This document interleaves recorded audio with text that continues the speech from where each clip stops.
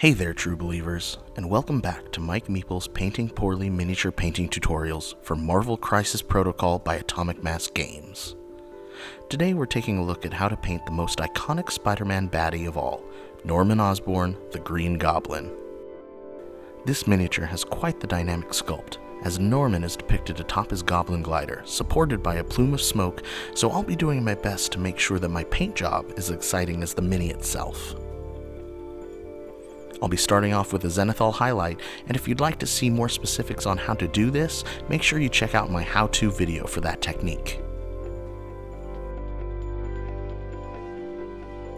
But I will point out that I do put a little bit more white on the smoke plume closest to the glider's engine than I normally would, to show the gradient change of the smoke from light to dark. Once that's dry, it's time to start base coats.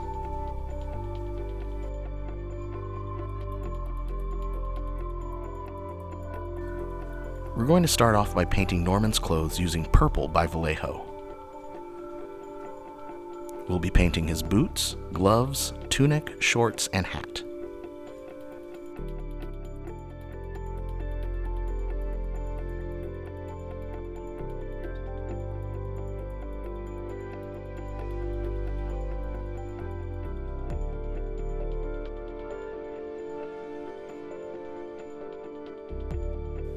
After that, grab some medium olive by Vallejo and start painting the face, arms, and legs.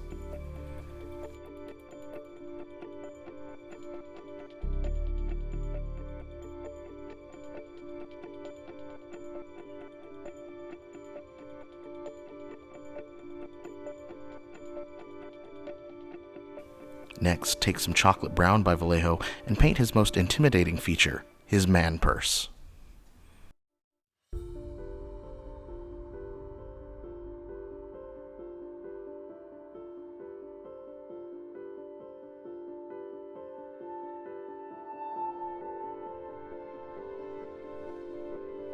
Then, I'll use orange-brown by Vallejo to paint his pumpkin bombs.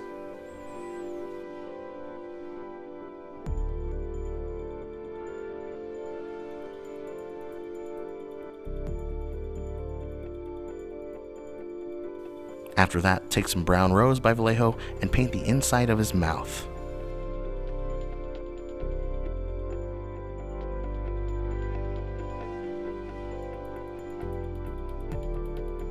Before taking some dark sand by Vallejo and painting the eyes and teeth.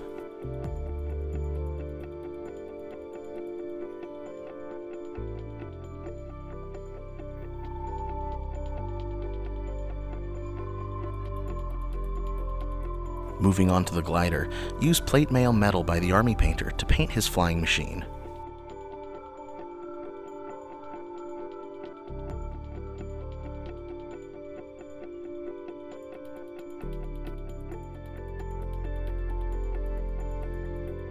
And a little bit to paint the buckle on the man purse. Once that's all dry, it's time for shades.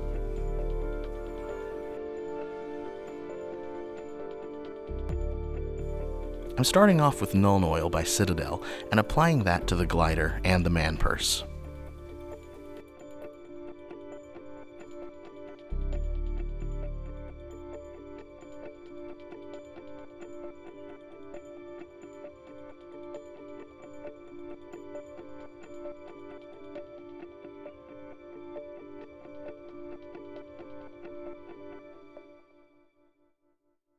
After that, I'll be applying some military shader by the army painter to all of the green areas of the model.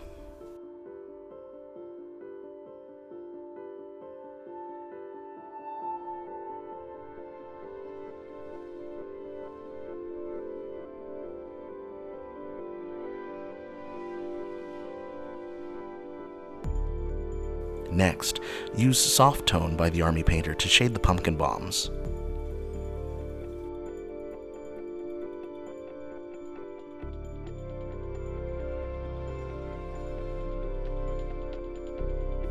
We'll finish off shading by using some purple tone by the army painter on the purple clothing.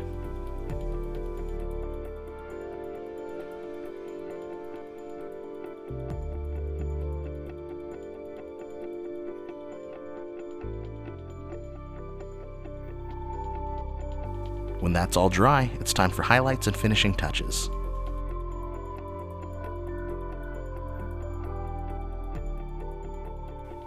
I'll be starting off by highlighting the green portions with medium olive. On the face, highlight the nose, eyebrows, cheeks, chin, and jaw. While on the body, you'll apply highlight to where each muscle bulges outward, along with the knees and elbows.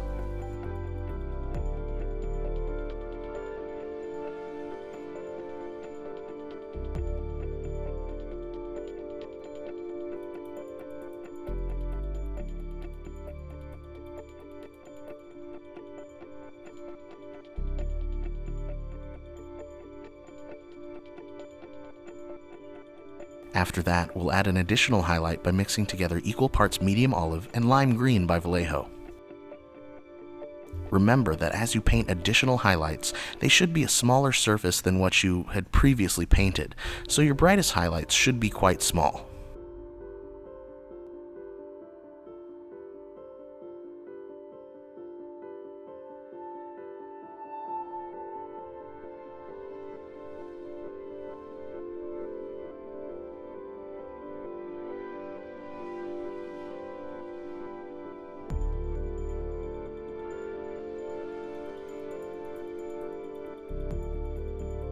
To really make the green pop, we'll add a third level of highlight using pure lime green.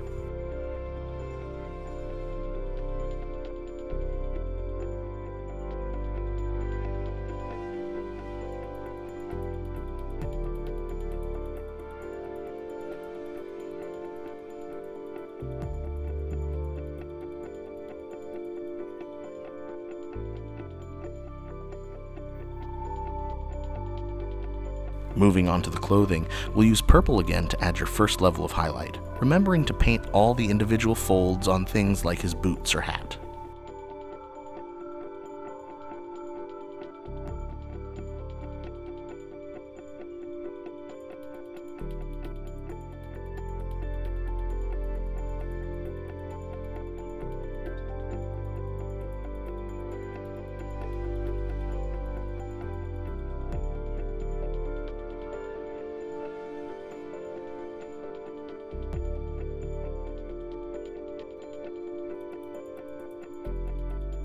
To add a second level of highlight to the clothing, mix together purple and pink by Vallejo.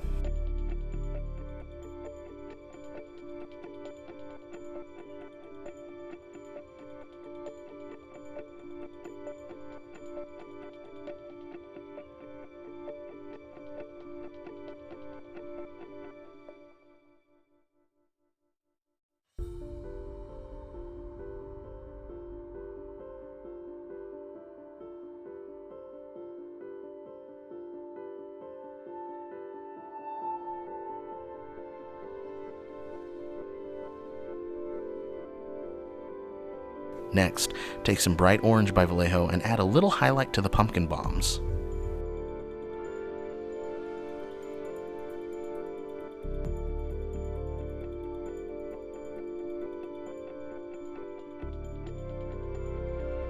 You can also use a little yellow to push the highlights there even further.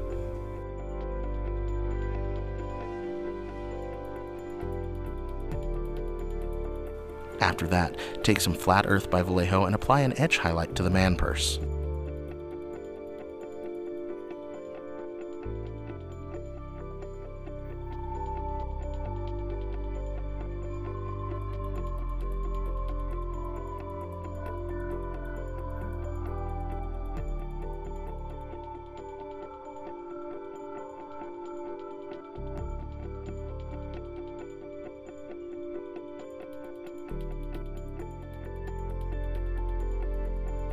Now use some Cork Brown by Vallejo to add an additional highlight.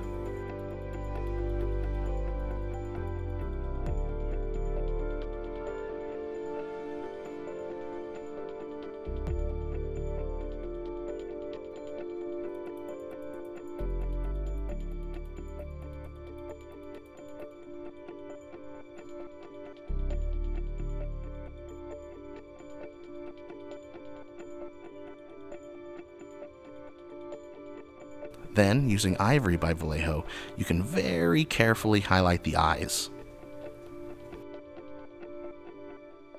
before using just a touch of black to add pupils.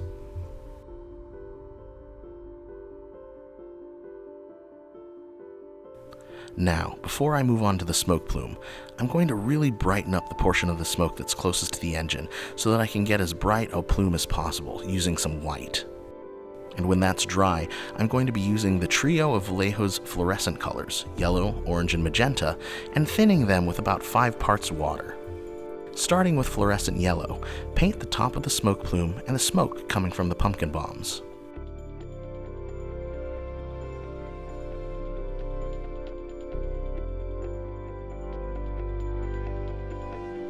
And, preferably while it's still wet, use the fluorescent orange to continue down the middle of the smoke plume.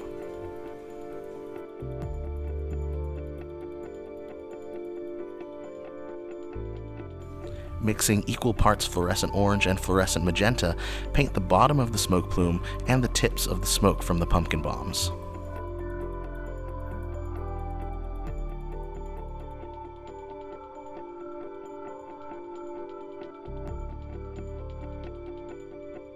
I'll also be using this to add some object source lighting to the backside of Green Goblin, specifically his butt, legs, boots, and portions of the glider. With the paint being as thinned out as it is, you'll be able to build up the intensity of the object source lighting by adding additional layers to the portions that are closest to the smoke plume. Once the fluorescent colors are dry, we're going to add a gradient of gray to the smoke by using a variety of different colored grays by Vallejo: blue-gray pale, neutral gray, and German gray. For these colors, we're simply doing a dry brush of all of them down the smoke plume, starting with the lightest color, the blue-gray pale, then the neutral gray in the middle,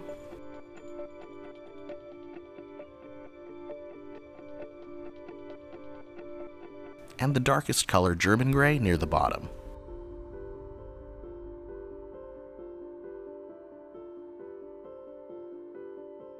I even did a little dry brush of sky gray and white at the portion of the smoke closest to the engine.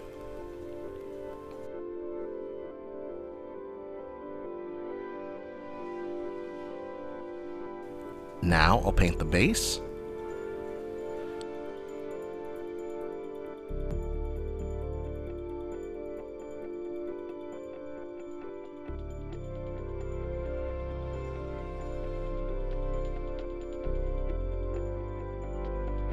and that's it! I want to give a big shout out to all my patrons whose generous support help me make quality content like this.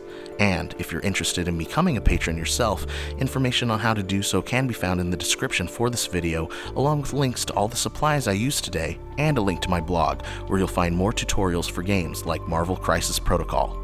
And if you like this video and would like to see more, remember to like, comment, and subscribe. Excelsior!